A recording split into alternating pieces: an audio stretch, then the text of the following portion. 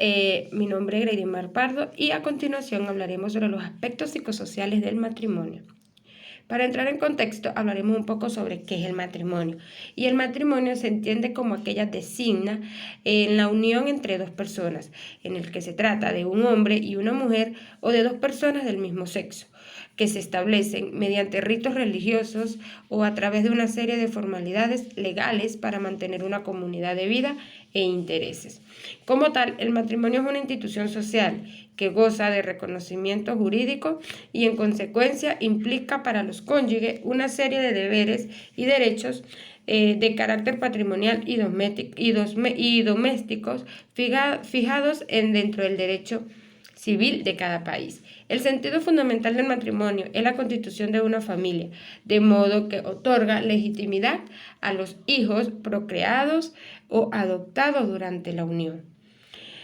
Ahora bien, los aspectos psicosociales del matrimonio. En primer término, el matrimonio debe ser un refugio seguro en el que la pareja sea capaz de expresar sus diferencias, enojos y conflictos.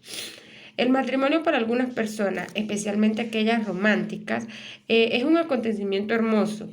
Ver a una pareja sentimental perteneciente a la tercera edad, los cuales se supone han compartido muchas experiencias y momentos, han crecido, han formado una familia e incluso han pasado diversas dificultades a lo largo de los años.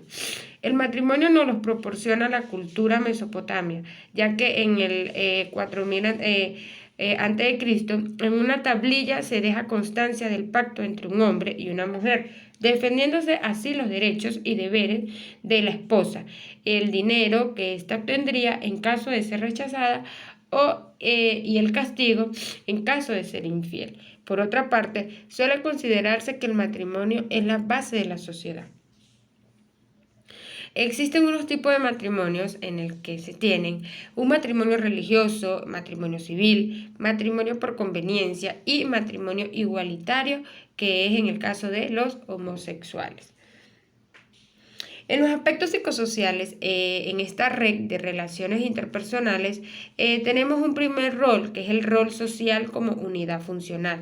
Dice que es un rol en el que se desempeña o se refiere a la organización de la conducta de acuerdo con las normas del grupo, en este caso de la pareja.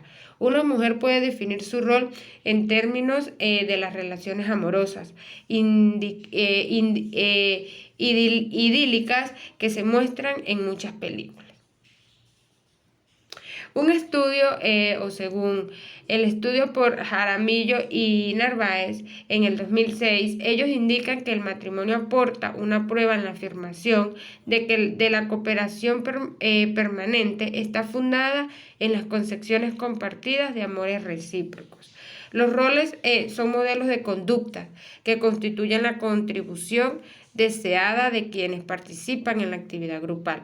Pero ni aún en las sociedades estables los hombres son autómatas que actúen ciegamente en roles convencionales. El hecho mismo de que la desviación sea posible indica que tales modos no causan la conducta.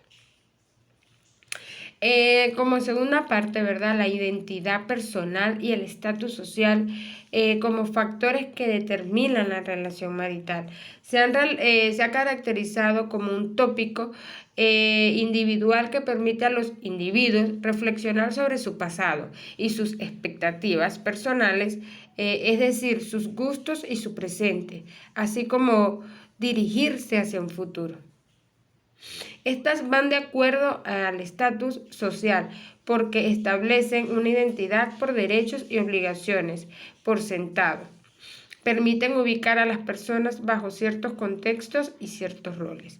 El concepto de estatus o posición social ha sido empleado con acepciones muy diversas. Puede utilizárselo aquí para designar la importancia de una persona en una comunidad e identificable en función de los derechos, obligaciones, privilegios e inmunidades de que goza en virtud de su posición.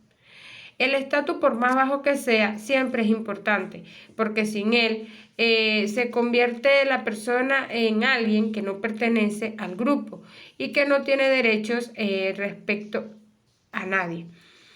El tener estatus pues le permite a una persona anticipar el modo en que será tratada. La acción concertada adopta entonces un carácter rutinario, aun cuando cuando esté constituida en contribuciones voluntarias. Como un tercer rol están los sentimientos y los roles en la relación interpersonales. Cada persona se categoriza a sí misma y a los demás. Recuerda los modelos apropiados de conducta que ha aprendido a través de su participación anterior y en circunstancias similares y responde entonces a sus obligaciones. No hay dos seres humanos que sean iguales, aun cuando estén desempeñando el mismo rol convencional. El desempeño de cada persona será diferente, al menos en cuanto al estilo, sino en algún otro aspecto.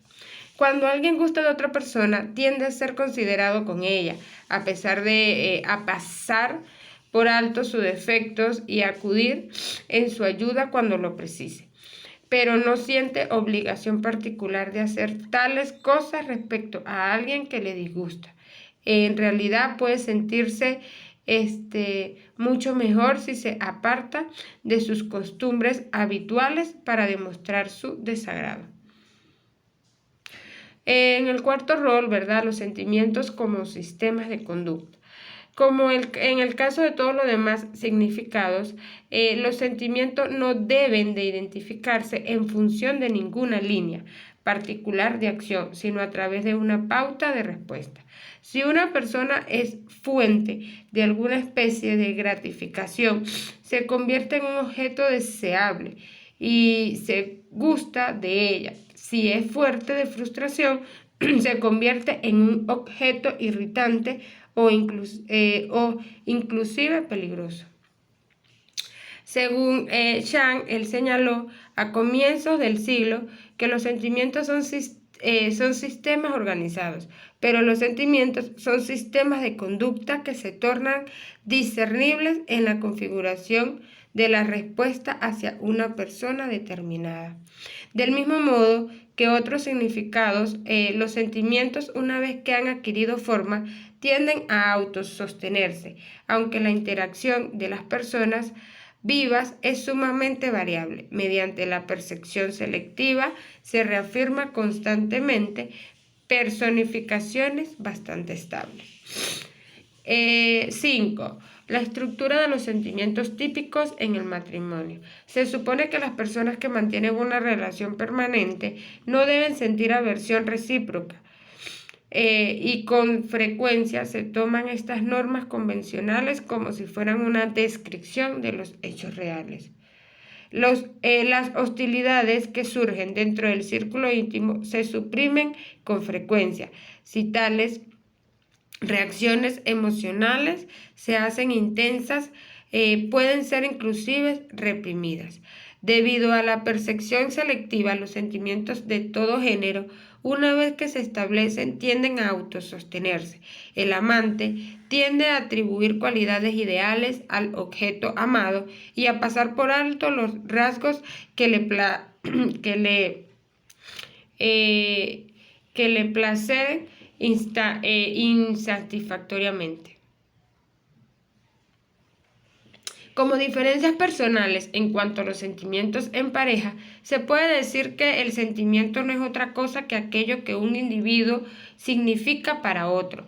Cada sentimiento es por definición único, pero los sentimientos de un mismo hombre hacia distintas personas pueden tener mucho en común, lo que imprime a su orientación hacia los demás con estilo propio.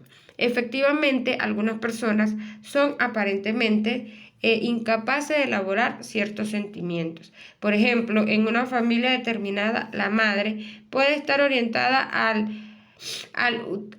altruistamente hacia su marido y todos sus hijos, en contraste, el marido puede ser posesivo con respecto a su hija y sentir rechazo hacia el hijo, sintiéndolo como rival en la obtención de cuidados por parte de su esposa. Las variaciones de la distancia social en la comunicación marital.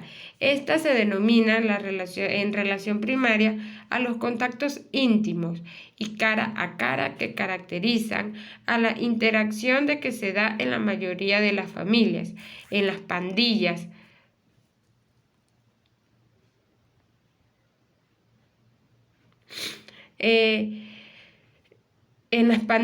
y en los vecindarios o en los barrios de amigos.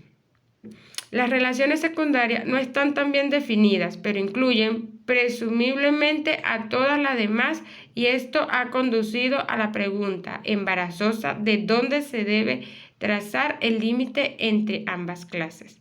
De tal modo, la proximidad física permite que las personas tengan accesos a señales sensoriales sobre cuya base pueden realizar inferencias razonablemente precisas sobre impulsos que se inhiben y que en otras situaciones permanecerían ocultos. Muchísimas gracias.